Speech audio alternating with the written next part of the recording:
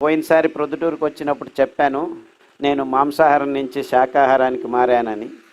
మాంసాహారం మనిషి తినకూడదు అని గట్టిగా నమ్మిన వాళ్ళల్లో ప్రస్తుత కాలంలో నేను మొదటివాణ్ణి అని చెప్తుంటాను. మాంసం తినేదానికి మనిషి పుట్టలేదు.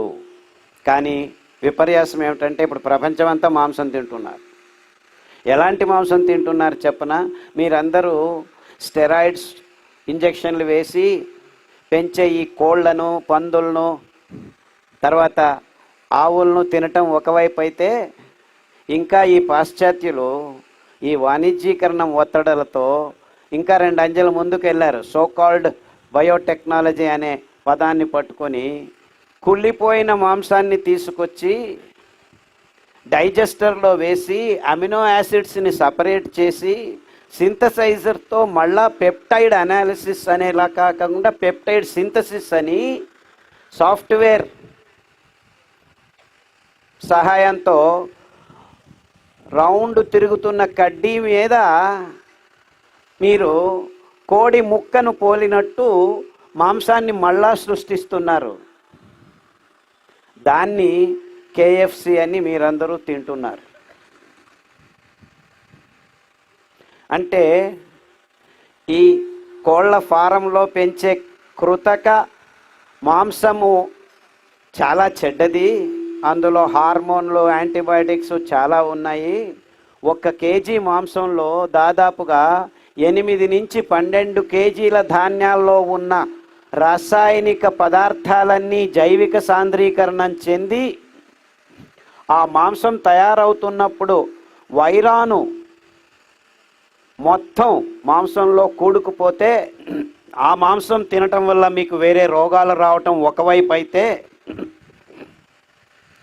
ఈ రసాయనిక పదార్థాలు సాంద్రీకరణం చెందిన తర్వాత మీరు ఒక గుడ్డు తింటే, జస్ట్ కోడి గుడ్డు తింటే, 100 గ్రాముల గుడ్డు తింటే మీరు 5 కేజీల్లో ఉన్న ఈ రసాయనిక ఎరువులు, రసాయనిక క్రిమి కీట కలుపు నాశక పదార్థాలని సాంద్రీకరణం చేసి తింటున్నారని అర్థం.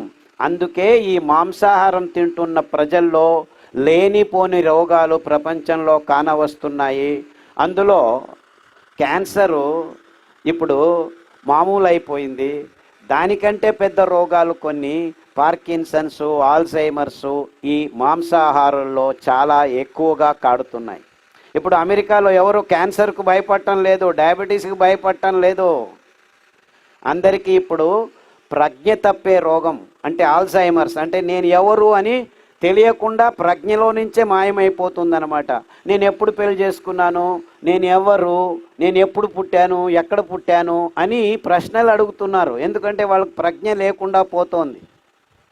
ఇలాంటి భయంకరమైన రోగాల్ని సృష్టించేదానికి కారణం ఈ మాంసాహారమే అని ఎవరు ఇంకా చెప్పేదానికి ముందుకు రావట్లేదు. Of course 90% of the diseases human race is facing because of 3 things: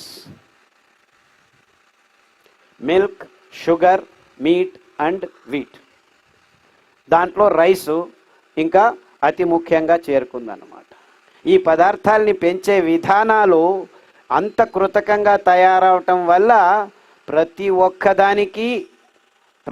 ఒక్కదానికి మానవ జాతికి వస్తున్న ప్రతి ఒక్క రోగానికి ప్రస్తుతం ఆధునిక కృషి పద్ధతుల్లో, కేంద్రీకృత వ్యవసాయ పద్ధతుల్లో తయారు చేస్తున్న ఆహార పదార్థాలే, ఇంకేమీ లేవు అని గట్టిగా నమ్మిన వాళ్ళల్లో నేను మొదటివాణ్ణి.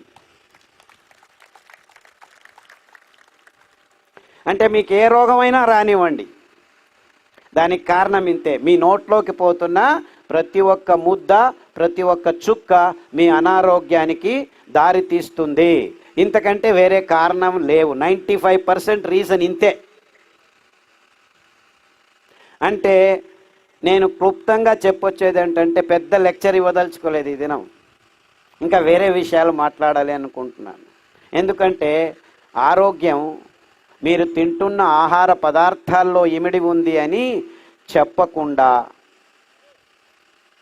ఈ ట్యాబ్లెట్లు తీసుకోండి, ఈ ఇంజెక్షన్లు వేసుకోండి, ఈ విటమిన్ ట్యాబ్లెట్లు వేసుకోండి, మీకు మాంసాహారం లో మాత్రమే విటమిన్ B12 ఉంది అని చెప్తున్నారు ఈ డాక్టర్లు. మొత్తం ప్రపంచమంతా మాంసం తింటుంది. మన తెలంగాణ ఆంధ్ర రాష్ట్రాలు 97% మాంసాహారులు. నంబర్ 1 మొత్తం భారతదేశంలోనే నంబర్ 1. అయినా మన తెలుగు రాష్ట్రాల్లోనే విటమిన్ B12 తక్కువైందని ఇప్పుడు ట్యాబ్లెట్లు అమ్మడం మొదలుపెట్టారు ఈ డాక్టర్లు. మరి మాంసాహారంలో విటమిన్ B12 కోకొల్లలుగా ఉంటే ఆంధ్ర తెలుగు రాష్ట్రాల్లో విటమిన్ B12 తక్కువ ఉండకూడదు కదా, అందరూ మాంసం తింటున్నారు కదా హ్యాపీగా. Not only in Andhra Telangana, ప్రపంచమంతా మాంసం తింటున్నారు. కానీ B12 తక్కువ అవుతుందని ఈ డాక్టర్లు, ఈ డయాగ్నోస్టిక్స్ ల్యాబ్స్ చెప్తున్నాయి. ఎలా తక్కువ అవుతున్నాయి, ఎందుకు తక్కువ అవుతున్నాయి? ఇది తప్ప అది తప్ప?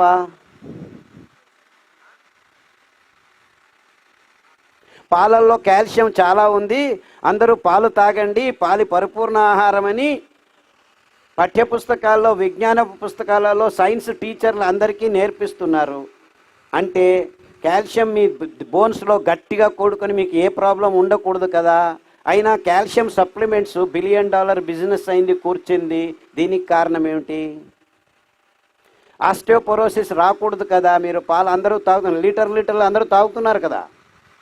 పొద్దున్న లేస్తే కాఫీ, టీ, ఇంకా చాలదు అని ఐస్ క్రీము, పన్నీరు అందరూ తింటున్నారు.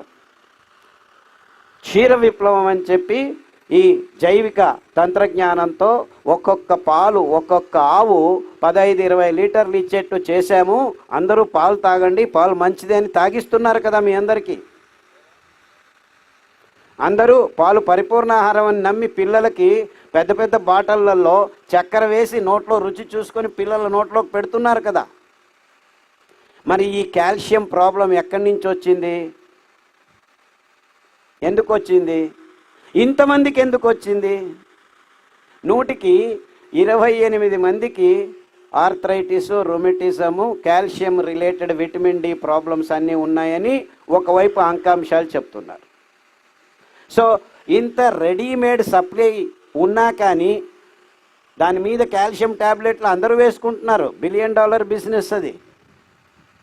ఇంకా ఎందుకు ప్రాబ్లమ్స్ ఉన్నాయి అంటే వీళ్ళు చెప్పేది తప్పైనా కావాలి, లేకుంటే ఇంత చేస్తున్నా మీ దేహాలు ఈ విటమిన్లని సరిగ్గా పీల్చుకోవట్లేదు అని. ఇన్ఫ్యాక్ట్ రెండోది కరెక్ట్ ఆన్సర్. ఎందుకంటే ఇవి కృతకమైన పదార్థాల నుంచి మీ దేహము విటమిన్లని సంగ్రహించలేదు.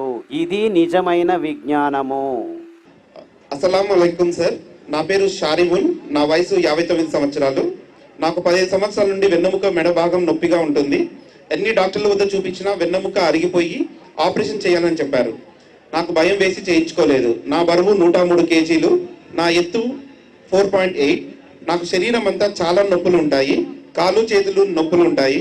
ఎడమవైపు ఎక్కువ నొప్పులు ఉంటాయి. నడుము నొప్పులు, బర్రెముక్కలు ఎక్కువగా నొప్పులు. 5 నిమిషాలు కూడా ఎక్కువగా నిలబడలేను. పిక్కల నుండి కాళ్ళ వరకు ఎక్కువగా నొప్పులు ఉంటాయి. మెడకు పట్టా కూడా వేసుకున్నాను, కానీ నాకు దాని ద్వారా ఎలాంటి లాభం లేదు. దీనికి మార్గం ఆపరేషన్ చేయించుకోవాలా లేదా ఏదైనా నాటు వైద్యం చేయించాలా? దయచేసి దీనికి మార్గం చెప్పాల్సిందిగా కోరుతున్నాను. ఇక్కడ 2-3 కాంప్లికేషన్స్ ఉన్నాయి ఈ కేసులో. ఒకటి హార్ట్, 2 ఊబకాయం, 3 నరాల దౌర్బల్యం. 3టికి సంబంధించినంత వరకు అన్నీ చేసుకునేదానికి ప్రయత్నం చేయకండి. హృదయ సంబంధ అని రాసిన పుస్తకంలో దాన్ని ఫాలో అవుతుంటే మిగిలిన ప్రాబ్లమ్స్ అన్నీ సెట్ అవుతూ వస్తాయి.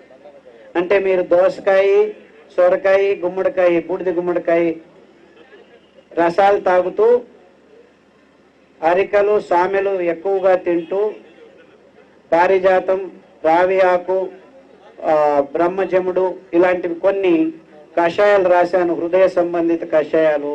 దానిని తాగుతూ వస్తే 6 నెలల్లో మీ తూకం తగ్గుతుంది, హృదయ సంబంధమైన ఇబ్బందులు తక్కువవుతాయి, నరాల దౌర్బల్యం కూడా బాగవుతూ వస్తుంది. అంటే 3 రకాల రోగాలు ఉన్నాయని 3 కలిపి చేయాల్సిన అవసరం లేదు. ఏది ముఖ్యం ఇందులో? హృదయం ముఖ్యం. కాబట్టి హృదయ సంబంధిత రోగాలకు సంబంధించిన కషాయాలు, ఆహారం వాడడం మొదలు పెడితే మీకు అన్నీ బాగవుతూ వస్తాయి. కనీసం 6 నెలలు కావాలి. 103 కేజీలు అంటే దగ్గర దగ్గర మీరు హైట్ 4-5 అడుగుల కంటే తక్కువ ఉన్నారంటే దాదాపు మీరు 50 కేజీలు తగ్గాలి. దగ్గర దగ్గర half of the weight should go out. So అరికలు సామెలు ఎక్కువగా వాడండి. సో మీ తూకం తగ్గేదానికి అన్నిటికంటే బాగా పనిచేసే ఆహారం అరికలు సామెలు. సో హృదయానికి అదే ఆహారం. సో దానికి సంబంధించిన మీరు ఈ జ్యూసెస్ 9 వీక్స్ తాగటం మొదలు పెడితేనే మీకు ఆహారంలోనే మీ దేహంలో మార్పులు వచ్చేస్తాయి. 9 వీక్స్లోనే తేడా వస్తుంది. ఎప్పుడైతే మాంసం కరగటం మొదలు పెడుతుంది అప్పుడు మీ వెన్నెముక మీద ఉన్న ఆ నరాల ఒత్తిడి తక్కువైపోయి మీ భుజం మీద ఆ నొప్పులన్నీ కూడాను తగ్గుతూ వస్తాయి. సో మీరు వాడాల్సింది హృదయ సంబంధ రోగాలకు సంబంధించిన ఆ పట్టిలో ఉన్న ఆహార పదార్థాలు, కషాయాలు, జ్యూస్. చాలా మందికి యాక్సిడెంట్ల వల్ల లేకపోతే కొన్ని జ్వరాలు వచ్చినప్పుడు ఇలాంటి ఇన్ఫెక్షన్స్ జరుగుతూ ఉంటాయి. దానికి అతి ముఖ్యమైన ఆహారం అరికలు, కొర్రలు. ఈ వెన్నెముక సంబంధించినది అంటే రక్తము, నరాలు రెండిటికి సంబంధించింది. అండుకొర్రలు దొరికితే అవి కూడానే మంచివి మీకు. కానీ అరికలు, కొర్రలు, అరికలు 3 రోజులు, కొర్రలు 3 రోజులు వాడండి. కషాయాల్లో నరాలకు సంబంధించినది సాదాపాకు, పసుపు, దాల్చిన చెక్క, ఈ కషాయాలను వాడుతూ వస్తే జామ ఆకు కషాయము, ఈ 4 కషాయాలు వాడుతూ రండి. వెర్రి నువ్వుల నూనె, కొబ్బరి నూనె వారం వారం మార్చి 2-3 చెంచాలు పిల్లలకి తాపించండి. ఇప్పుడు మీరు 14 సంవత్సరాల వయసు, దాదాపుగా ఇప్పుడు ఆ స్థితిలో మీకు 10 సంవత్సరాలు ఉన్నారు. సో కనీసం 10 నెలల నుంచి 2 సంవత్సరాల్లో అబ్బాయి మామూలుగా నడిచేదానికి వీలవుతుందని నాకు నమ్మకం ఉంది.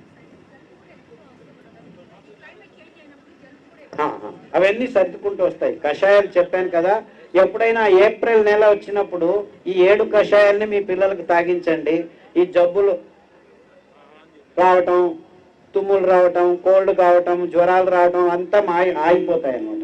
ఇన్ఫాక్ట్ మీ పిల్లలందరికీ 7 కషాయాలు తాగించడం మొదలు పెడితే ఈ యాంటీబయాటిక్స్, ఈ రోగ నిరోధక శక్తి తక్కువ కావటం అంతా ఆగిపోతుంది అనమాట. సో జస్ట్ 2 ఇయర్స్లో మీరు మీ పిల్లల్ని డాక్టర్ దగ్గరికి తీసుకెళ్లకుండా ఉండొచ్చు ఈ కషాయాలు తాపితే, ఈ కొర్రలు, అండి కొర్రలు తినిపిస్తే. Just 2 years, all that it takes. 2 సంవత్సరాలు ఆ రౌండ్ చేయాలి అంతే మీరు.